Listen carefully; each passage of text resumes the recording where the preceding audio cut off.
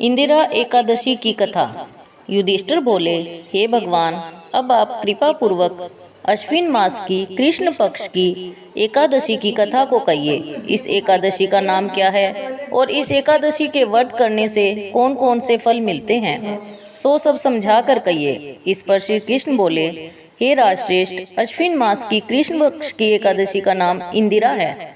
इस एकादशी के व्रत करने से समस्त पाप नष्ट हो जाते हैं तथा नरक में गए हुए पितरों का उद्धार हो जाता है।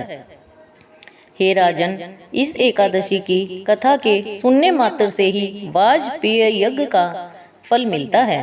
प्राचीन सतयुग में महिष्मती नाम की नगरी में इंद्रसेन नाम का प्रतापी राजा राज्य किया करता था।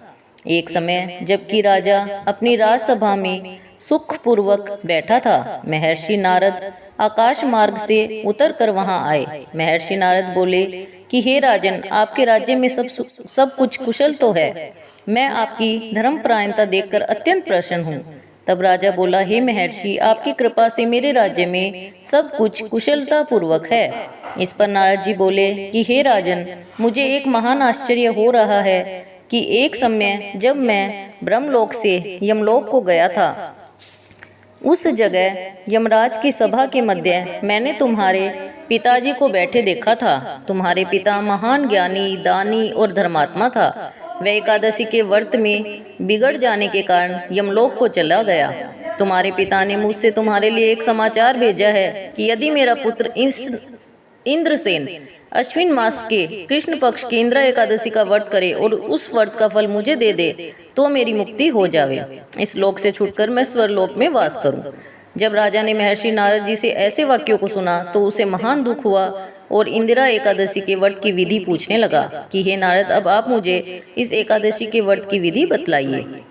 इस पर नारद जी बोले कि हे राजन, अश्विन मास की कृष्ण पक्ष की दशमी के दिन प्रातःकाल श्रद्धा सहित स्नान करना चाहिए। इसके पश्चात दोपहर को भी स्नान करना चाहिए। उस समय जल से निकलकर श्रद्धा पूर्वक पितरों का श्राद्ध करे और उस दिन एक समय भोजन करे और रात्रि को पृथ्वी पर शयन करे। इससे दूसरे दिन अर्थात एकादशी के दिन प्रातःकाल दानतुन करे और स्नान करे। उसके पश्चात भक्ति पूर्वक व्रत को धारण करे और कहना चाहिए कि मैं आज निराहार रहूंगा और समस्त भोगों को त्याग दूंगा। इसके पश्चात कल भोजन करूंगा। हे भगवान, आप मेरी रक्षा करने वाले हैं, आप मेरे व्रत को निभाइए। इस प्रकार आचरण करके दोपहर को शालिग्राम की मूर्ति का भोग लगावे, भोजन में कुछ हिस्से को गौ को देवे और विष्णु भगवान की धूप, दीप, नैवेद्य आदि से पूजा करे और रात्रि को जागरण करे। इसके उपरांत द्वादशी के दिन मौन होकर बंधु बांधवों सहित भोजन करे। हे राजन, यही इंदिरा एकादशी के व्रत की विधि है। हे राजन, यदि तुम आलस्य रहित होकर इस एकादशी के व्रत को करोगे तो तुम्हारे पिताजी अवश्य ही स्वर्ग को जाएंगे। महर्षि नारद राजा को जब यह उपदेश देकर अंतर्ध्यान हो गए तो राजा ने इंदिरा एकादशी के आने पर उसका विधि पूर्वक व्रत किया। बंधु बांधव सहित इस व्रत के करने से आकाश से पुष्पों की वर्षा हुई और राजा का पिता यमलोक से गरुड़ पर चढ़कर स्वर्ग को चला गया। राजा इंद्रसेन भी एकादशी के व्रत के प्रभाव से इस लोक में सुख भोगकर अंत में स्वर्ग लोक को चले गए। श्री कृष्ण भगवान कहने लगे कि हे धर्मराज युधिष्ठिर, मैंने तुम्हारे सामने इंदिरा एकादशी का महात्म्य वर्णन किया है। इस कथा के पढ़ने व सुनने मात्र से ही समस्त पाप नष्ट हो जाते हैं और अंत में स्वर्ग लोक में जाकर वास मिलता है। बोलिए श्री विष्णु भगवान की जय।